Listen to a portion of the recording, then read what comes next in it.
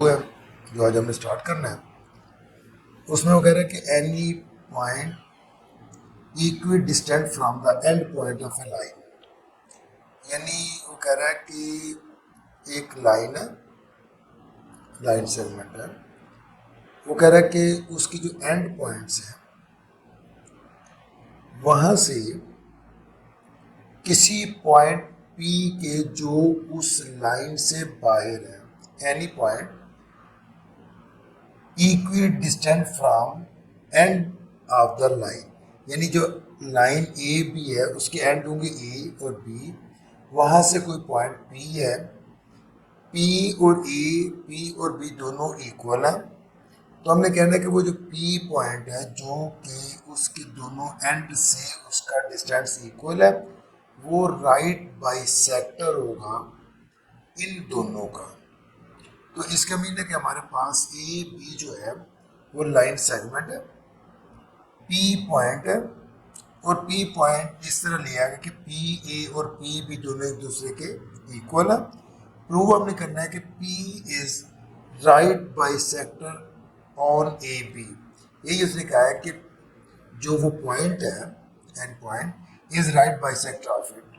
तो पहले हम लिखते हैं ए बी लाइन है, AB is a line segment.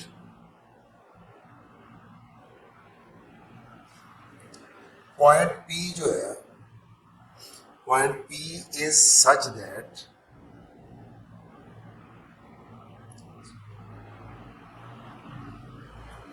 PA equal to PB,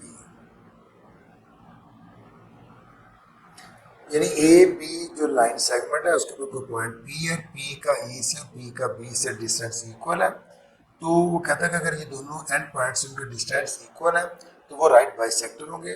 then हम कहेंगे the point P is right bisector of, या P is right bisector of A B, यानी P जो है ना वो ए बी का राइट बाइसेक्टर है। तो अब ऐसे करते हैं कि join P to A, P को हम ऐसे करते हैं कि ए बी का मिड पॉइंट C लेते हैं, take the mid point of A B, take mid point C on A B and then join P to C। कि हमने जो है वो ए बी का मिड पॉइंट लिया जिसका नाम रखा C, और कह दिया कि P को C से ज्वाइन कर दिया, join P to C। C क्या है? C is the mid point of A B. अब हमारे पास दो ट्राइंगल्स बन गई, एक ट्राइंगल बन गई PAC और दूसरी ट्राइंगल बन गई PCB। इन दोनों को कंपेयर करते हैं तो हम कहते हैं in triangle ACP corresponding triangle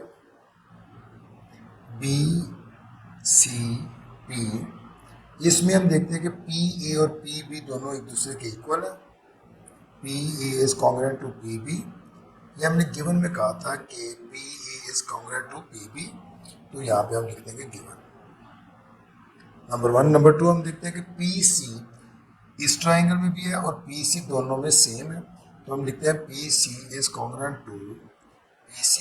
common आ जाएगा क्योंकि दोनों ट्राइंगल में वो कॉमन है, तो आ जाएगा PC कॉन्ग्रुएंट टू PC।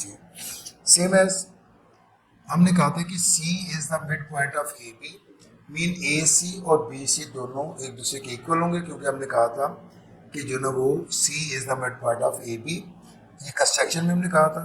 तो हम लिख देते हैं कि AC is congruent to BC, construction में आ जाएगा। तो अब हम देखते हैं कि तीनों साइड एक ट्राइंगल की और तीनों साइड दूसरी ट्राइंगल की कॉन्ग्रुएंट, तो हम कहेंगे कि triangle ACP is congruent to triangle BCP। Side side side congruent to side side side. अब क्योंकि हमारे पास ट्राइंगल कॉन्ग्रेंट होगी, तो जब हम कॉन्ग्रेंट ट्राइंगल होंगी तो हमने जो उसका गिवन डाटा होगा जो प्रूफ करना है वो हम प्रूफ करते हैं। उसने कहा था कि पी जो है ना वो राइट बाइसेक्टर है ए बी का। तो राइट बाइसेक्टर उस वक्त होता है कि जब वो 90 डिग्री का एंगल भी बनाए, नंबर वन। नंबर टू, वो दो इक्वल हिस्सों में डिवाइड भी करे। अब हम देखते हैं कि पी सी ए और पी सी बी दोनों एक दूसरे के इक्वल है, क्योंकि ये हम सिर्फ ये पहले सपोज करते हैं कि दोनों जो है कॉन्ग्रुएंट जो ट्राइंगल्स हैं उनके कॉरस्पॉन्डिंग एंगल्स हैं। तो उसके अकॉर्डिंग हम लिखते हैं angle A C P is congruent to angle B C P. इसका हम कहते हैं कॉरस्पॉन्डिंग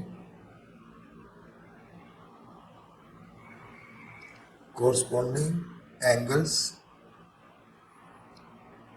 ऑफ कॉन्ग्रुएंट ट्राइंगल्स। याद रखिएगा। अब अगर हम सिंपल ये देखते हैं, अब corresponding angles of congruent triangles, अब हम देखते हैं यहाँ पे कि बट अगर हम ऐसे करते हैं, ये लाइन एक सीधी स्ट्रेट लाइन लेते हैं। ये हमारे पास एक लाइन है जिसका नाम हम रख लेते हैं ए बी और ये पॉइंट सी है। अब सी के ऊपर ये जो एंगल होगा ये 180 डिग्री होगा। तो अब क्योंकि यहाँ पे हम देखते हैं कि ये लाइन सीधी है, तो इसका मीन है कि ये एंगल और ये एंगल दोनों एंगल जो है उनका सम जो है 180 होगा। तो हम लिखते हैं कि but measurement angle A C P plus measurement angle B C P is equal to 180 degree, क्योंकि यह सप्लीमेंट्री एंगल्स है।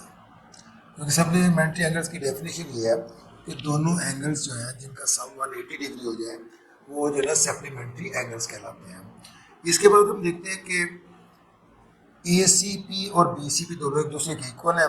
तो जब ये दोनों इक्वल आएंगे तो हम कहेंगे कि measurement angle A C P equal to होगा measurement angle B C P equal to आ जाएगा ये 90 डिग्री आ जाएगा, क्योंकि हमने देखा कि यहाँ पे दोनों एक दूसरे के इक्वल है, तो ये दोनों एंगल भी 90 डिग्री के होंगे। तो हम कैसे, जब ये दोनों एंगल एक दूसरे के इक्वल है तो हम कह सकते हैं कि P C is perpendicular to on A B.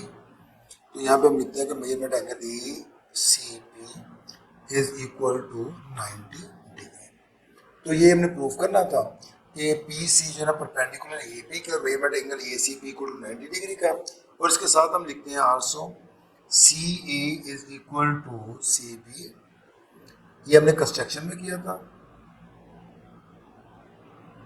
तो जब कंस्ट्रक्शन में हमने ये कर लिया, हमने कहा जी दोनों एंगल भी 90 डिग्री के हो गए और उस लाइन को दो इक्वल हिस्सों में भी डिवाइड कर देते हैं। तो हम कहते हैं जी कि पी सी जो है वो है is right bisector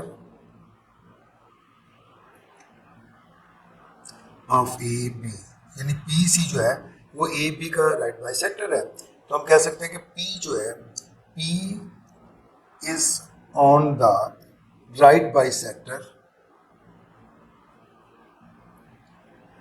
of A B. तो यही हमने प्रूफ करना था कि जो पी जो बाहर ए बी से बाहर को पॉइंट पी दिया हुआ है वो उसका राइट बाइसेक्टर है। तो यहाँ पर थ्योरम खत्म होता है। अल्लाह हाफिज़।